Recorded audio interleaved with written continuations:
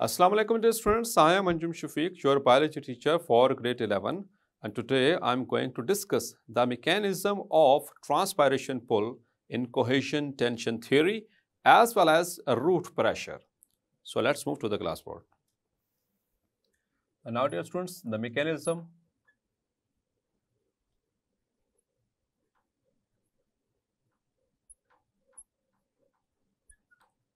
of transpiration pull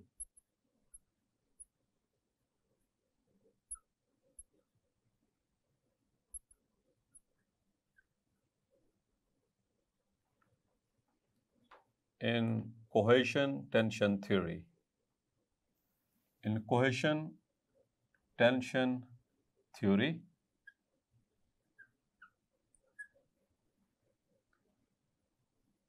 the cohesion tension theory which was presented by Dickson, तो इसमें हमने बात की थी कि 4 फैक्टर्स इन्वॉल्व हैं.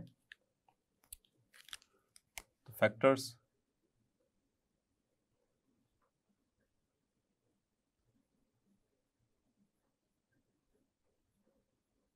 involved in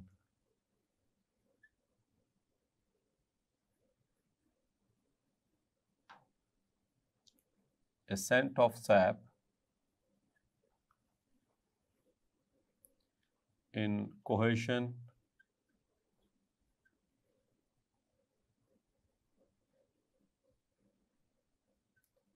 tension theory.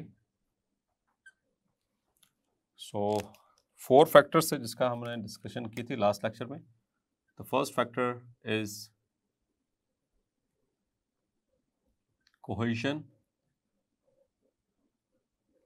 और कोहेशन क्या था? दैट वाज द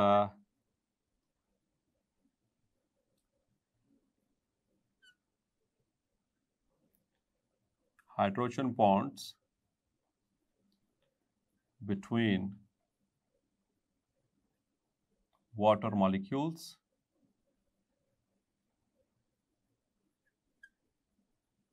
तो वाटर मॉलिक्यूल्स आपस में जुड़े हुए हैं, इसको कहते हैं कोहेशन, और वो हाइड्रोजन बॉन्ड्स की मदद से जुड़े हुए हैं. Second was tension,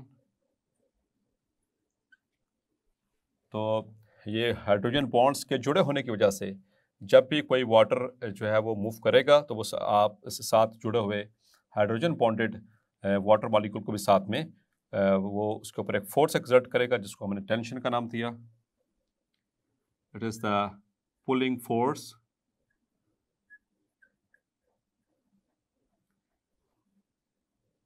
exerted by water molecules to which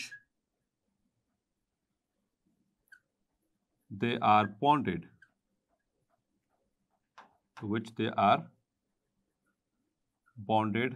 by hydrogen bond.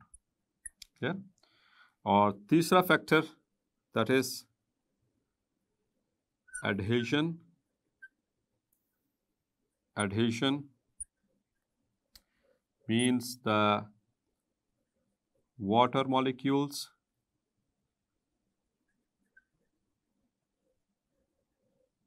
attached to xylem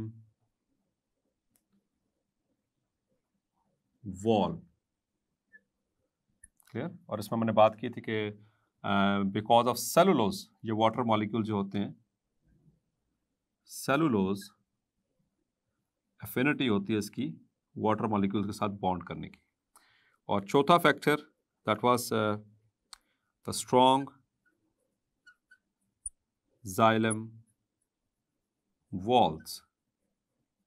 ठीक है, इसको मजबूत होना चाहिए ताकि वो बकल ना हो सके, क्योंकि जैसे वाटर मूव करता है ऊपर की तरफ तो उसका एक प्रेशर होता है, उसको विदस्टैंड करने के लिए स्ट्रॉन्ग होना चाहिए xylem को. तो इसमें 2 चीज़ें हेल्प करती हैं, एक तो सेलुलोज और दूसरा लिग्निन. ठीक है, तो डियर स्टूडेंट्स अब हम देखते हैं कि इसको किस तरह से वो मैकेनिज्म क्या है इसका.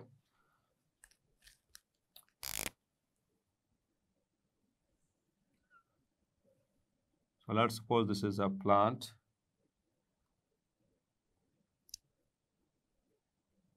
and here is the root.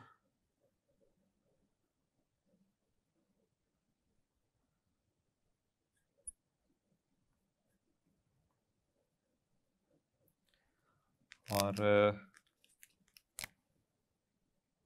इस सेंटर में है जाइलम।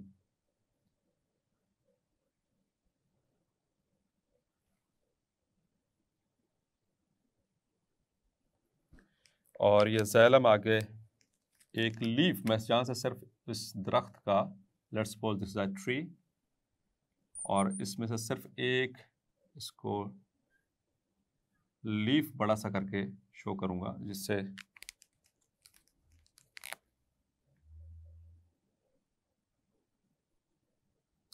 और लीफ के अंदर हम इसका जो है वो सेक्शन देख चुके हैं। लेट्स सपोज कि ये इसके अंदर स्टोमेटा, ठीक है, ये स्टोमेटा को रिप्रेजेंट कर, जस्ट डायग्रामेटिक रिप्रेजेंटेशन है पार्ट्स को पूरा करने की। तो ये वाटर मॉलिक्यूल्स आपस में भी जुड़े हुए हैं और जाइलम की वॉल के साथ भी जुड़े हुए हैं।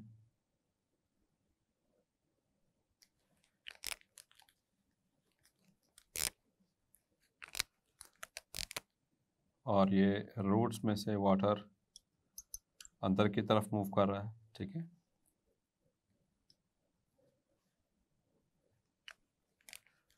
सो ये सारे वाटर मॉलिक्यूल्स आपस में they are jointed with hydrogen bonds.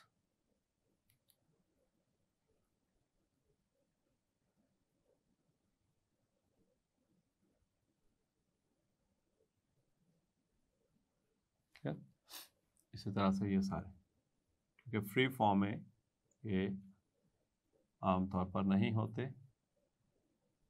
Like this. अब ये स्टोमेटा, और स्टोमेटा से this is, let's suppose this is stomata, और यहाँ से ये वाटर मॉलिक्यूल बाहर को मूव कर रहा है। तो डियर स्टूडेंट्स, आपको पता है कि जब वाटर मॉलिक्यूल्स बाहर को मूव करें, लीव करें from the surface of the plant, इसको हम कहते हैं ट्रांसपायरेशन, ठीक है। That is called as transpiration. तो जब स्टोमेटा ओपन है, वाटर मॉलिक्यूल बाहर को निकलेगा, तो यहाँ पर मौजूद जो मेसोफिल सेल्स हैं उनका जो वाटर पोटेंशियल है वो कम हो जाएगा, क्योंकि उनमें से वाटर निकल रहा है ना, तो उनका वाटर पोटेंशियल कम हो जाएगा।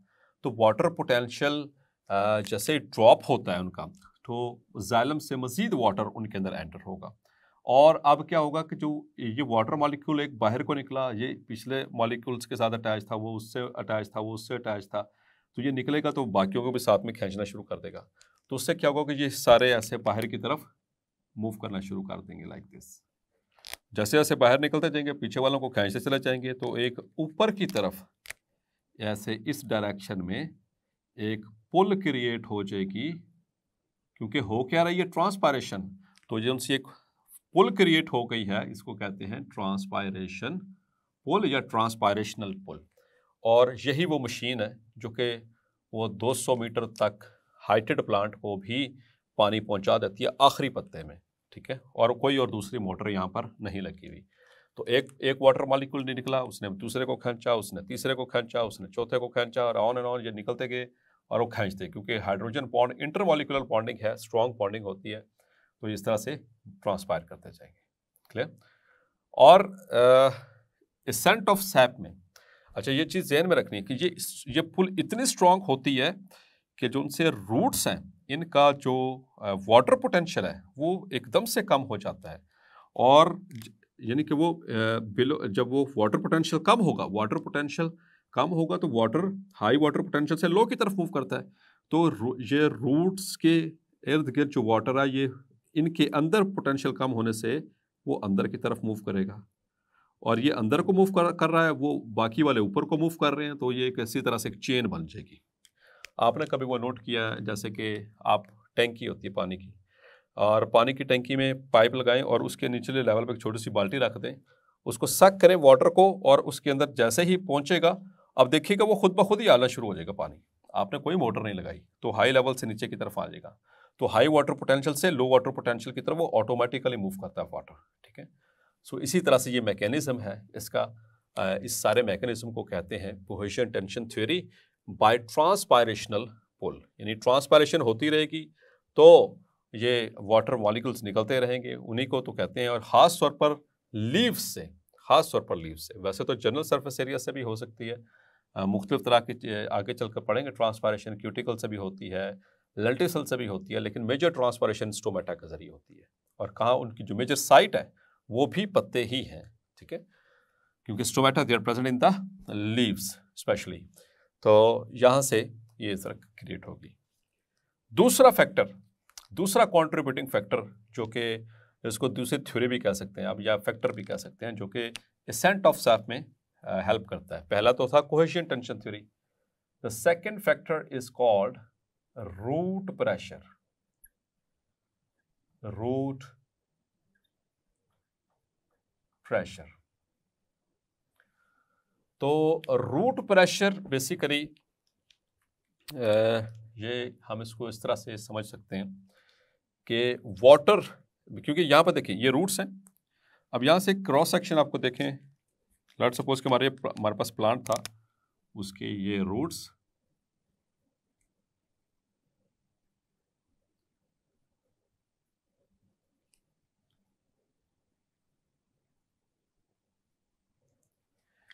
और ये ऊपर उसकी स्टेम।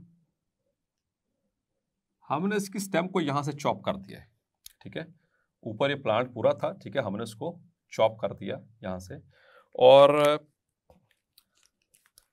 आपने कभी नोट किया हो, जब हम प्लांट को इस तरह से थोड़ा सा ऊपर से हम कट करते हैं तो क्या होता है, उसमें से कोई चीज बाहर निकलना शुरू होती है, वो पानी सा निकलना शुरू हो जाता है बाहर, ठीक है, वो लिक्विड सा बाहर आना शुरू हो जाता है इस तरह से। तो उसकी रीजन क्या है? क्योंकि यहाँ पर रूट के अंदर प्रेशर होता है, रूट के अंदर मौजूद पानी का अपना एक प्रेशर होता है, उसको हम रूट प्रेशर कहते हैं। वो किस तरह से डेवलप होता है कि रूट के अंदर, आपको पता है जो सेल्स होते हैं, हमने उसकी सारी स्ट्रक्चर देखा था, बाहर एपिडर्मिस, और एपिडर्मिस की ही एक्सटेंशन रूट हेयर्स, और फिर उसके बाद कॉर्टेक्स, फिर उसके बाद एंडोडर्मिस, उसके बाद फिर पेरिसाइकल, और at the end there is the bill in the centre there is xylem. So this is xylem, or this is pericycle, this is endodermis,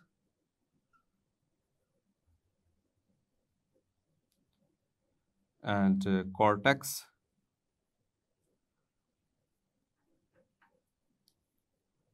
and epidermis, and this is root hair. अब होगा क्या, और अब इसके साथ ये पूरा वो कॉलम ऊपर की तरफ ये मौजूद है, ये जाइलम का, ठीक है, ये जाइलम, ये पिंक कलर का, ये जाइलम। तो डियर स्टूडेंट्स, होता क्या है कि जो रूट के, ये जाइलम के जो आसपास के सेल्स हैं, ये क्या करते हैं, दे एक्टिव, यहाँ पर there will be active secretion of solutes and salts into the xylem sap. यानी जाइलम के जो सेल्स होते हैं, इनके अंदर there is active secretion of salts or solutes into xylem sap. Sap हम पढ़ चुके हैं, वाटर और सोल्यूट को कहते हैं।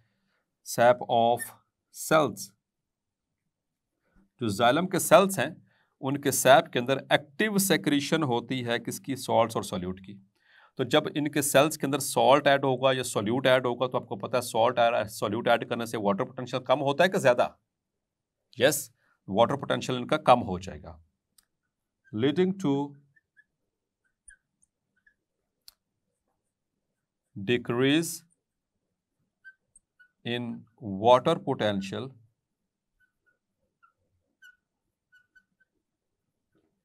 of जाइलम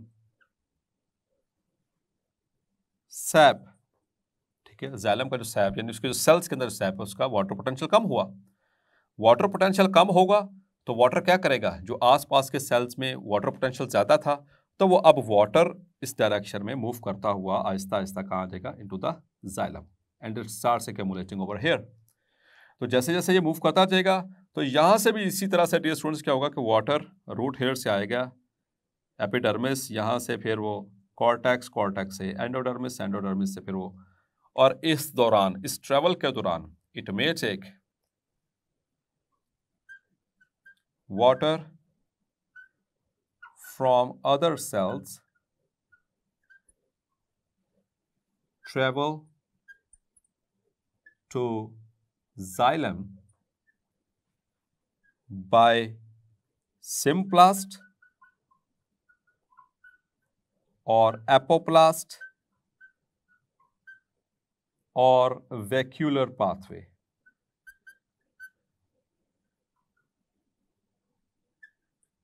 ये हम डिटेल से डिस्कस कर चुके हैं। अगर प्लाज्मोडेस्माटा टू प्लाज्मोडेस्माटा आ रहा है तो वो सिम्प्लास्ट है, अगर वो cell wall to cell wall, adjacent cell wall to cell wall आ रहा है तो वो एपोप्लास्ट कहलाएगा। लेकिन वो एंडोडर्मिस पे आकर रुक जाएगा क्योंकि यहाँ पर कैस्पेरियन स्ट्रिप्स मौजूद हैं, तो फिर उसको अपना रूट चेंज करना पड़ेगा और फिर वो एंटर होगा या वैक्यूलर पाथवे के जरिए या फिर सिम्प्लास्ट के जरिए, और फिर वो पहुंचेगा टू द जाइलम। तो जाइलम में आता जा रहा है तो उसका कॉलम राइज करता जाएगा, ठीक है। इसके अंदर जब वाटर इकट्ठा होता जाएगा तो क्या होगा, वाटर का कॉलम जो है वो इसके अंदर बढ़ता चला जाएगा। तो वाटर के मॉलिक्यूल्स होने की वजह से एक कंटेनर के अंदर एक प्रेशर जनरेट होता है, उसको हम कहते हैं hydrostatic pressure. This will increase the hydrostatic pressure. तो हाइड्रोस्टेटिक प्रेशर इंक्रीज होगा इन roots leading to increase in column of roots। तो इसका जो कॉलम था जाइलम का वो उसको वाटर का इसमें से जैसे जैसे भरता चला जाएगा तो उसका कॉलम राइज करता चला जाएगा, इंक्रीज करता चला जाएगा, करता जाएगा। तो इसी तरह से जब आस पास के सेल्स, लेट्स सपोज कि ये जाइलम और इसके आस पास के सेल्स हैं, ये सारे इधर भी सेल्स, इधर भी सेल्स, तो चूंकि यहाँ पर यहाँ का जो वाटर पोटेंशियल कम हुआ है तो ये अंदर की तरफ वाटर को मूव करवाएंगे, ठीक है। तो वाटर अंदर आता जाएगा, जमा होता जाएगा और ऊपर को मूव करता जाएगा, तो एक प्रेशर जनरेट होगा। अब ये देखा ये गया डियर स्टूडेंट्स कि जब प्रेशर ये जो इस तरह से जनरेट होता है वो ज़्यादा हाइट वाले प्लांट्स को तो मतलब कितना फेवर नहीं करता, छोटी हाइट वाले प्लांट्स को फेवर कर देता है। वो भी किस सेंस में कि ये रूट प्रेशर मैक्सिमम, याद रखिएगा, root pressure is usually,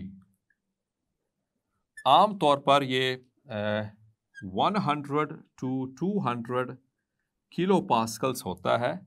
exceptionally कुछ प्लांट्स के अंदर, और वो बहुत कम है, जिनके अंदर 800 किलो पास्कल भी जनरेट हो जाता है, ठीक है, लेकिन वो कम है।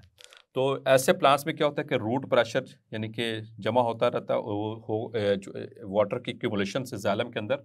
ऐसा ही है जैसे ये दरम्यान में एक कंटेनर था, ये कंटेनर था, आसपास से पानी इसके अंदर गिरता जाएगा, तो पानी जब जमा होगा तो क्या होगा, इसका कॉलम राइज करेगा। तो वाटर के अंदर अपनी ही काइनेटिक एनर्जी होती है, ठीक है। हम वाटर पोटेंशियल पढ़ चुके हैं।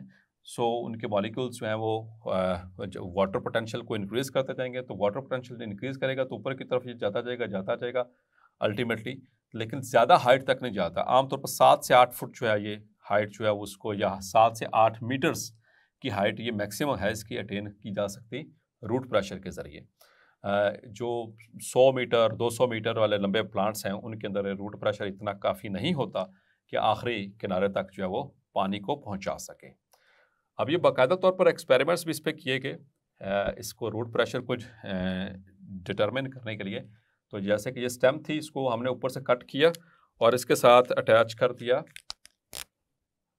इसके साथ आप अटैच करते हैं एक ग्लास ट्यूब को, ये ग्लास ट्यूब है, और इसके अंदर फिर आप वाटर को फिल करें वाटर फिल किया, उसके लेवल को आप मार्क कर लें M1, ठीक है, और 3 से 4 घंटे के लिए आप इसको बाहर रख दें।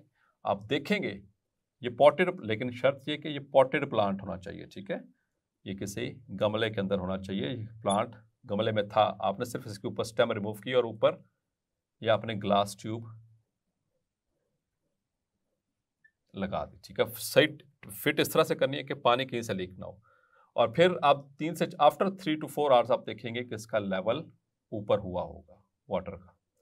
तो ये जो सा ये लेवल है, दिस इज M2, तो it is the proof that the root pressure had raised the water level in glass tube। तो प्रेशर था तो पानी ऊपर मूव किया, ठीक है। So this is how it is generated. तो इसी तरह से एक और चीज़ हम इससे मिलता जुलता एक और मैकेनिज्म है जिसको गटेशन कहते हैं। गटेशन आपने मैट्रिक में भी पढ़ा था कि कुछ पत्ते कुछ प्लांट्स, ख़ास तौर पर जो लोअर प्लांट्स होते हैं, उनके पत्तों के ऊपर आप देखें तो उनके किनारों पे ऐसे ड्रॉप्स होते हैं, बाकायदा तौर पर ऐसे ड्रॉप्स बाहर की तरफ निकले होते हैं। तो डियर स्टूडेंट्स, ये कहलाते हैं गटेशन या एक्सुडेशन ड्रॉप्स। होता क्या है कि यहाँ पर होते हैं खास ग्लैंड्स, यहाँ पर इनको कहते हैं water secreting glands. These are water secreting glands, या इनका दूसरा नाम हाइडाथोड्स। तो जो लोअर प्लांट्स होते हैं, ठीक है, उनके अंदर क्या होता है कि रात के वक्त ख़ास तौर पर जब ह्यूमिडिटी ज़्यादा हो जाती है और ट्रांसपायरेशन का अमल जो है वो कम हो जाता है, तो उस वक्त इन ये वाटर सेक्रेटिंग ग्लैंड हाइडाथोड्स क्या करते हैं, ये रूट्स में से वाटर होता हुआ यहाँ तक पहुँचता है और ये बाहर एक ऐसे ड्रॉप्स की शक्ल में निकलना शुरू हो जाता है। तो ये भी एक रूट प्रेशर की यानी कि एक उसी से मिलती जुलती मिसाल है, एक मैकेनिज्म है।